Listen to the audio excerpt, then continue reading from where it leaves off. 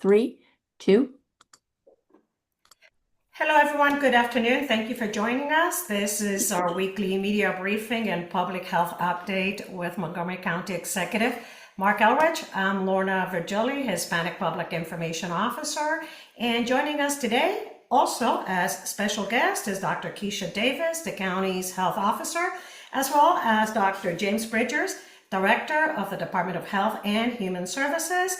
And I see Ms. Luisa Cardona, Assistant Chief Administrative Officer, also joining us. Thank you, everybody. Mr. County Executive, the court is yours. Thank you all for joining us again this week. So, no surprise, let's start talking about what's going on with the Trump administration, because it's always interesting. Trump administration and officials have been sowing confusion and dubious claims about vaccines. And this week, Trump and his HHS secretary, RFK Jr., again, somebody who knows nothing about science or medicine, asserted a link between Tylenol and autism. There is no solid peer-reviewed science that supports the proposition that Tylenol causes autism. Yet it's being presented in a way that blurs the line between speculation and fact. That causes fear, chaos, and mistrust among parents. It puts parents in this unpleasant situation of wondering whether if they took Tylenol while they were when they were pregnant, did they cause their child's autism? And to do that and insert that kind of fear into people when you do not have the facts is something the president and RFK should not be doing. It puts doctors in an impossible position. How do you advise someone when the federal leadership seems to be issuing statements that aren't backed by science? To bring clarity to vaccine guidance, Maryland and other states have joined the Northeast Public Health Collaborative, a multi-state coalition formed to develop vaccine recommendations and other public health guidance to combat confusing and, frankly, not true messages coming from the Trump administration. Montgomery County stands with the Maryland Department of Health on the importance of vaccinations to help reduce the burden of COVID, flu, and RSV in the community. And now, adding insult to injury, health insurance costs are going through the roof. Across the healthcare marketplaces, insurers have proposed median premium increases of about 18% for 2026. For those of you who follow inflation, 18% is like more than 12 points higher than inflation. It is unjustified, just unjustified. If Congress does not extend the enhanced premium tax credits, federal financial help that makes these plans affordable for many will expire at the end of 2025. Then bills for lower income earners could more than double. And clearly that would mean fewer people choosing health insurance and putting to use the most expensive healthcare option, the emergency room. And that's a cost shared by many of us. It's also a cost that puts an enormous pressure on hospitals. When they are saddled with patients who could be treated and not use space in the emergency room, but because they have no other alternative, it just drives up the cost of healthcare for everyone, and it endangers many hospitals' financial stability. So to put it all together, mixed or contradictory guidance about vaccines is confusing people who just want to make a safe choice. Unscientific claims about health risks like Tylenol and autism are being made with huge visibility, and insurance costs are skyrocketing, and many people depend on the exchange plan to get basic medical care. The outcome is leading people to skipping care, delaying vaccinations or treatments, or being priced out of insurance entirely. It breaks trust, it undermines public health, and it contradicts the oath doctors swear, which is, first, do no harm. Maybe RFK Jr. doesn't think that applies to him because he's not a doctor. That's a poor excuse, though, since he's still a policymaker. We need policy based on science, transparent evidence, and responsible communications. We need leadership that doesn't stoke fear, but instead supports patients and clinicians with clarity. When the federal government issues statements, it must be aligned with the science, and Congress needs to act so that people relying on health insurance marketplaces aren't left completely exposed by disappearing subsidies. Because without that, the confusion, cost, and harm is only going to grow, and the burden's going to fall on the most vulnerable of us. This week, I've asked the county's health officer, Dr. Keisha Davis, to join me to discuss these issues. In addition to having a lead role in advising policy in my office, She's a practicing family physician. So thank you for joining us today, Keisha. The floor is yours. Thank you, Mr. County Executive. I want to start by just saying it's been a difficult week for public health and the medical community. The rapidly changing guidance from the federal government on vaccines has been frankly head spinning. The pace of these announcements, often not grounded in science or facts, has created confusion for families, frustration for health professionals, and concern for those of us who have dedicated our lives to protecting community health. I remind folks I am a family physician, and frequently in conversation with the other health officers across the state, as well as other family physicians and professional organizations across the country. And I want to be very clear. The scientific, medical, and public health communities base their work on rigorous training, data analysis, and evidence. That expertise should not be discounted or overridden by political voices without the same experience. Health decisions deserve careful review of the best available science, not sound bites or quick fixes. My commitment to you as health officer is to provide clear, transparent information grounded in evidence and to keep your health and safety at the center of every decision. So I want to start first and foremost. Vaccines do not cause autism. This is the consensus of the medical and scientific community built on decades of research. Numerous well-designed studies have found no causal link. The original study that suggested a connection was retracted and found to be fraudulent. Vaccines remain one of our most effective public health tools, preventing serious illness, hospitalizations, and death. Undermining vaccine confidence puts everyone at risk. Here in Maryland, I applaud the steps that have been taken by our Governor, Wes Moore, and Secretary Seshamani to ensure continued access. Insurers in Maryland will continue coverage of the recommended vaccine schedule that was in place as of December 31st, 2024. And COVID vaccines remain available in pharmacies and doctors' offices without a prescription. There's also a standing order that has been issued to make them available, and they continue to be covered by insurance. Turning to acetaminophen or Tylenol, the American College of Obstetricians and Gynecologists has reaffirmed that it remains safe and important in pregnancy when used appropriately.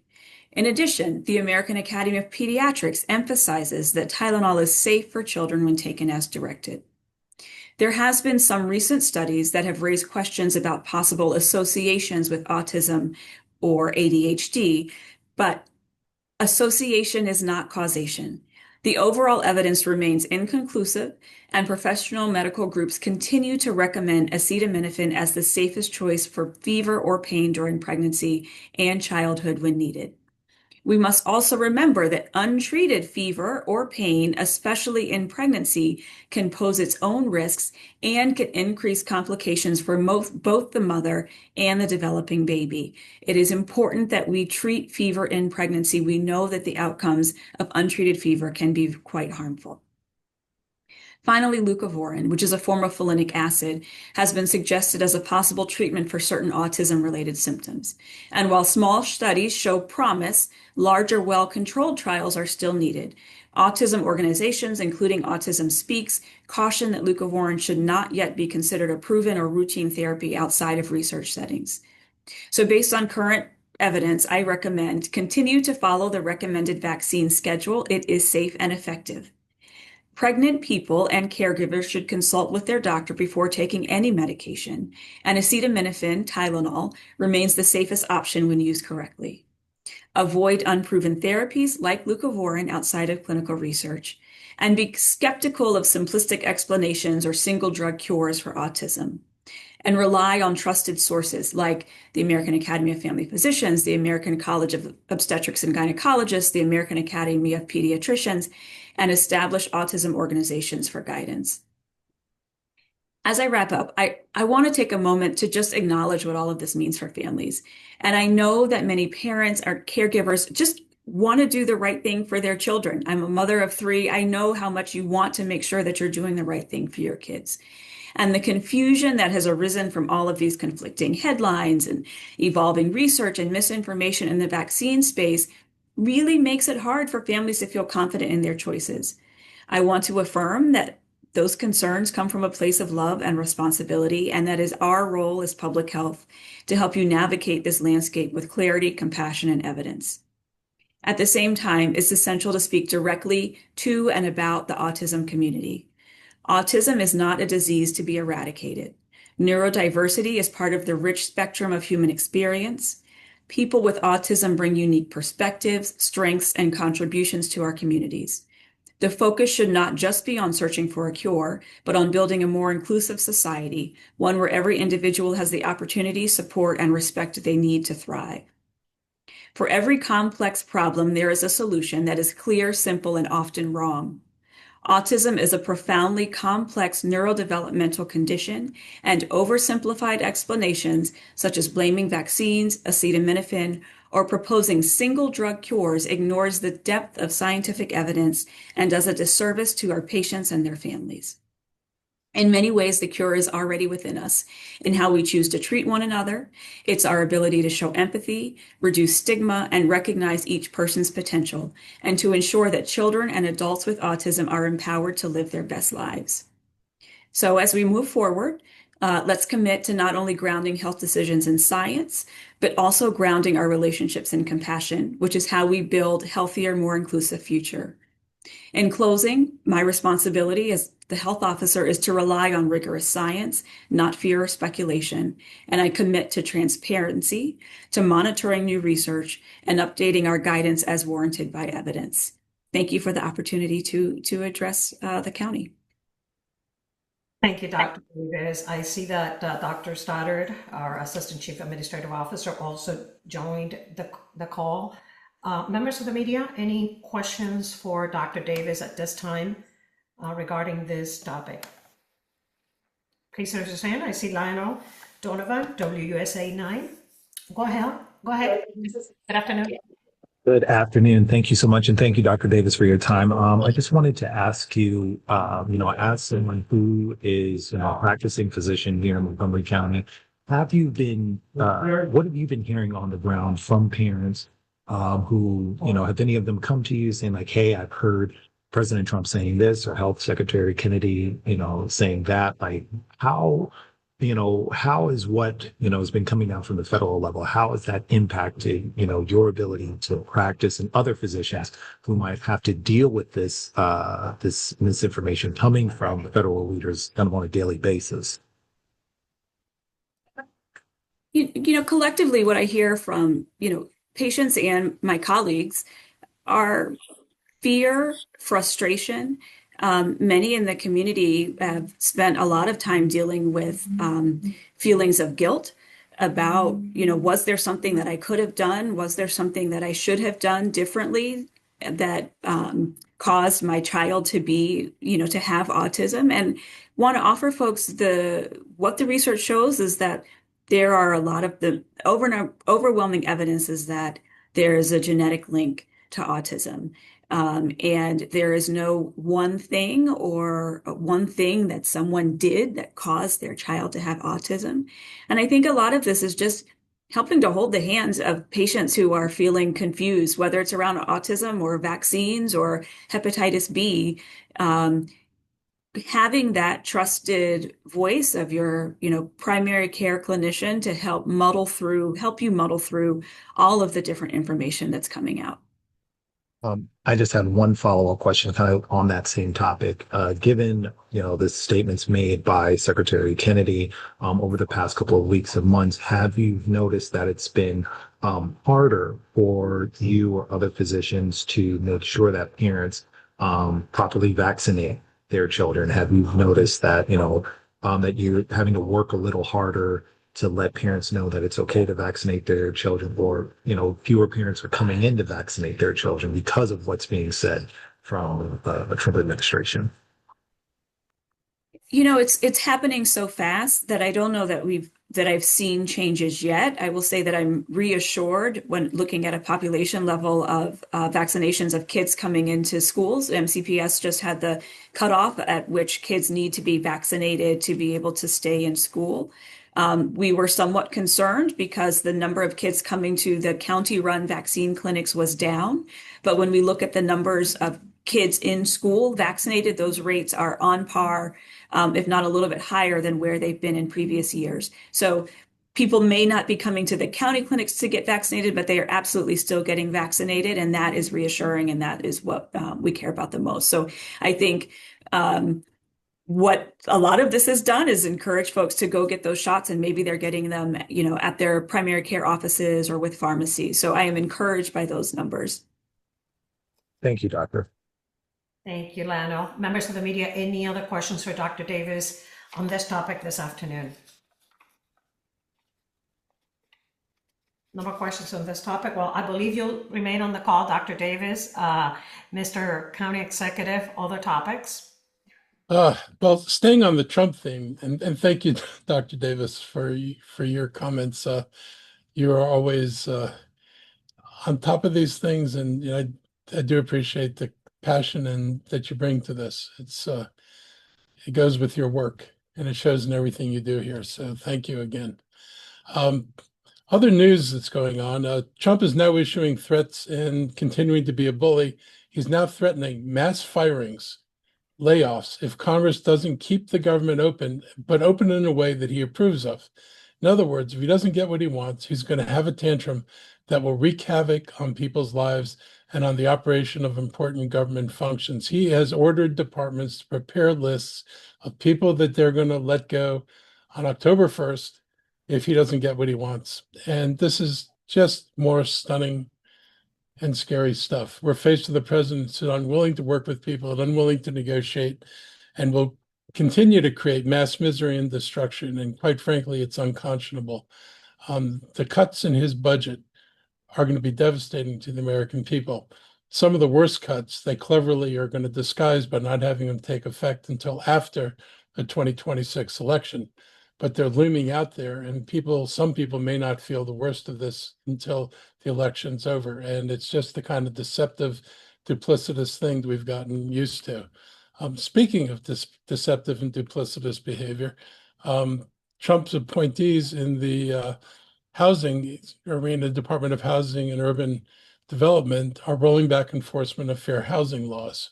And some people might wonder, is there any connection between Donald Trump and fair housing?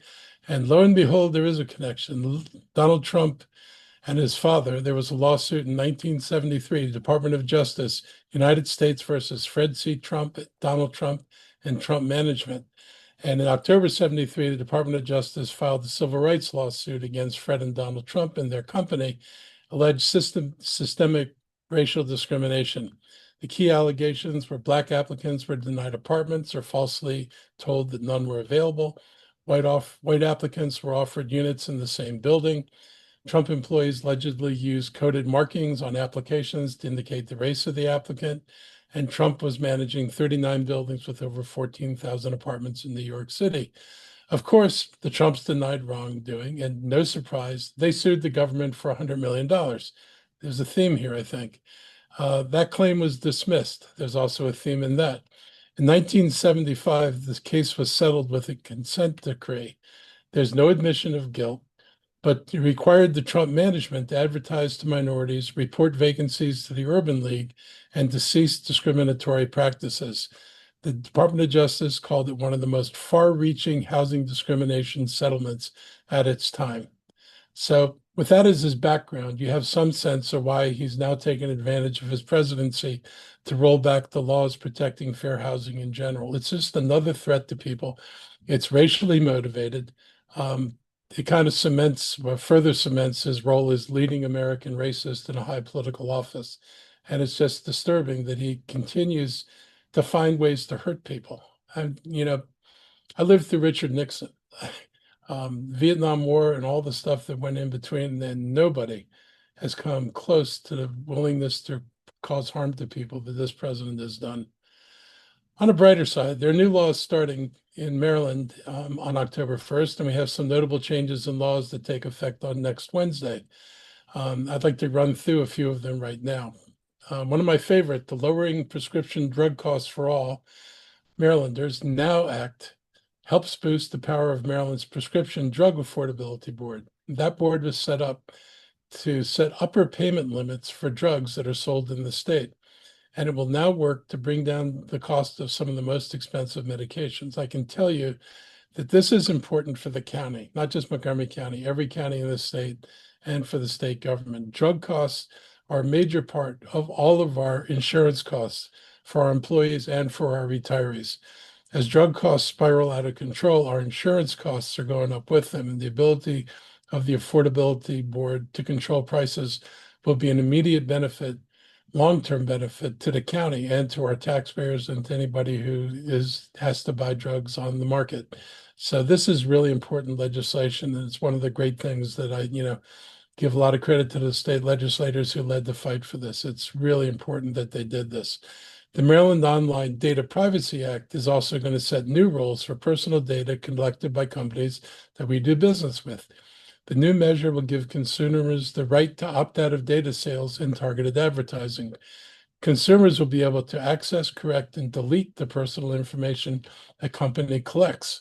And data protection assessments will also be required of companies for activities that are considered high risk. Other measures that were passed will strengthen laws against secretly recording or watching someone through video surveillance without their permission. It will force companies that offer subscriptions with automatic renewal to provide consumers with a way to cancel easily without costly penalties, and make it illegal to add medical debt to someone's credit rating. Criminal investigations into theft rings should also get a boost. New laws will aid in the prosecution of organized retail theft by allowing police to combine multiple theft incidents committed across different counties into one criminal case in any county where a theft happened. And the magnitude of this is a big deal, because instead of having to file suits everywhere and try to prove guilt everywhere, they can take all these cases and put them into one big one. And this should, I think, help tighten control over the theft rings that are out there now. We've also spent a lot of time over the last few years talking about the Sergeant Pat Kemp Act, and part of that law will go on the books in October. There will be additional penalties and points assessed against a driver convicted of reckless, negligent, or aggressive driving. The criminal justice system adds more offenses to the distinctions of what makes reckless and aggressive driving. Also, starting on October 1st, there'll be new safeguards to help vulnerable people in the Adult Protective Services system. Confidentiality will no longer be a valid reason not to report abuse that a person has witnessed. And hospitals will no longer be able to sue patients over medical debts totaling less than $500. And housing covenants won't be able to restrict the operation of family childcare businesses or others that put undue limits on them. Landlords and property owners will be limited to no more than 5% of unpaid rent when assessing late charges. So late charges will be limited to 5% of the unpaid rent. New traffic safety laws will go into effect October 1st. I plan on attending a media event in Wheaton next Tuesday, where county leaders will detail those updates and discuss how they relate to our Vision Zero plan. Our highest priority remains safety for everyone who uses the road, and that includes pedestrians. And getting drivers to slow down is imperative in keeping more of our residents safe. So those are important things that passed the legislature, and you'll see going into effect on October 1st. In other exciting news for Wheaton, this morning I was in Wheaton for the opening of our latest Oak Barrel and Vine location. It's inside Westfield Wheaton Mall, near the Costco entrance. It replaces the former store on Georgia Avenue. This is the 6th store to carry the Oak Barrel and Vine name. And from now through Sunday, we'll offer special wine and spirit tastings. Opening of these upgraded stores across our county has been well received. They offer good selection, value, and service. Montgomery County's Alcohol Beverage Services, or ABS, generates over $35 million in net profits annually to the county to fund county services. In other words, the profits they make offset about $0.015 in taxes we would otherwise need to raise this amount of money. By reinvesting in our communities through stores like this, we're supporting local products and ensuring that ABS continues to provide real value for Montgomery County residents. The ABS is also the wholesaler of beer and wine and spirits in Montgomery County and operates 27 retail stores throughout the county. So we both provide wholesale beer and wine to all the beer and wine stores you see out there, as well as operating our own retail stores, and only county stores sell distilled spirits. In addition, ABS manages alcohol licensing, enforcement, and education for more than 1,000 businesses. The county uses ABS profits to pay down county debt, with a large portion deposited in the general fund to pay for resident services that otherwise would be funded by county tax dollars. ABS also plays another role in our county, helping to prevent underage drinking. So I think, I've always believed that they do a lot to make sure that alcohol use in Montgomery County is done both safely and responsibly. And one thing I know about the liquor stores, and in comparison to private stores that I knew about when I was growing up and when I was over in the College Park area, these folks have no incentive to sell to drunk people. They have no incentive to sell to underage people. Our stores are committed to keeping people safe and following the law. And because nobody there is driven by the profit motive, no one's trying to figure out how to exact the last possible sale. Other news, last weekend, our Animal Services and Adoption Center put out a call to help clear the shelter of big dogs because of capacity issues. More owners are surrendering their dogs and fewer pets are leaving the building. Because of the situation, we're asking anyone considering surrendering a dog to try all the other reasonable outlets first, like asking friends and neighbors if they're willing to take a pet. During tough times like these, the animal services professionals in the county are committed to helping both individuals and their pets. And that's why we've partnered with Home to Home, a shelter intake diversion program designed to help shelters and rescues reduce the number of dog owner surrenders in their facility. Home to Home is a unique direct to adopter tool for pet owners looking to find a permanently new home or a temporary foster home for their animals. This program helps pets find a loving new home without ever seeing the inside of a shelter. And through this collaboration, we're able to provide free courtesy listings for pets in the community who are searching for new homes. To visit, list a pet, or search for a pet in your area, please share with your audiences home-home.org. And please also share our county shelter site, montgomerycountymd.gov/animal services. We'll put both of these in the websites in the chat. Other good news from Montgomery County, I want to recognize the accolades that two of our cities just earned in the Travel and Leisure magazine. They asked real estate experts along the East Coast for the best places to live, and Bethesda and Silver Spring both made the top 10. Bethesda ranks number 6 for its mix of downtown and residential benefits. Trails and parks also helped it to score high marks. Silver Spring was recently listed as the number 1 place for families to live in the nation. And on this list, it landed at number 10. It was singled out as one of the best areas for first-time homeowners across the DMV. Many people think Bethesda and Silver Spring are their own municipalities. They are not. They're run by the county government and supported by 2 of our 5 regional service areas. I want to send appreciations to the staff at Bethesda and Silver Spring Regional Services offices for their work, and to Visit Montgomery for raising up our community. So you can go check out visitmontgomery.com for more interesting news about the county. Before we open it up to questions, I'll give my staff an opportunity to provide any updates they want to share. And after that, we'll start with our healthcare team and go to questions after that. So thank you, Mr. County Executive. I want to echo your comments. Thank you, Dr. Davis, in your many roles for always using evidence-based clinical trials in the work that you do as a physician, a health officer, and even the agency's chief medical officer. So we appreciate your guidance and all that you do, and I know you will hold true to that.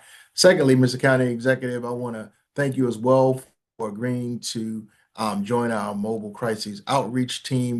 We were able to ramp up considering all of the behavioral health challenges we have during these unprecedented times. And I appreciate your willingness to join our mobile crises outreach team and our chief of behavioral health and crisis services, Ms. Monica Martin, to really see our work in progress and see the work that we do throughout the county. And so under your initiatives, we were able to ramp up our mobile crises outreach team to have 7 to give us a broader reach in the community. And lastly, I will, as I do every week, leave the number for our mobile crises outreach line, our crisis services line. That number is 240-777-4000. Our crisis service line is available 24 hours a day, 7 days a week, 365 days a year. So thank you and appreciate all the support you continue to give the Department of Health and Human Services. Dr. Davis. Thank you, Dr. Bridgers. Echo all of those sentiments. I just want to go back to one thing that the county executive mentioned in his comments earlier around changes to the marketplace insurance. And I just want to encourage folks, many people have a marketplace insurance plan and don't know it. And those subsidies could potentially change. And so I would encourage folks to check your plan, see if you are receiving a subsidy and how that subsidy might change and your cost of insurance might change if those subsidies were to go away. We feel health insurance and health care access is really important, so check that. And if you are at risk for your subsidy going away, you may want to reach out to your congressional representatives to tell them how important it is to keep it. Thank you, Dr. Davis. Members of the media, we're going to open it up right now for Q&A. General topics, please raise your hands.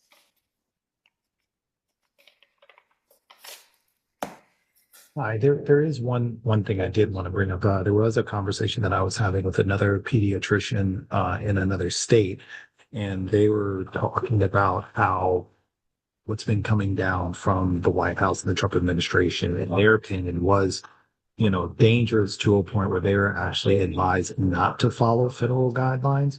I was wondering if that's something that Montgomery County is also prepared to advise physicians in the county to do.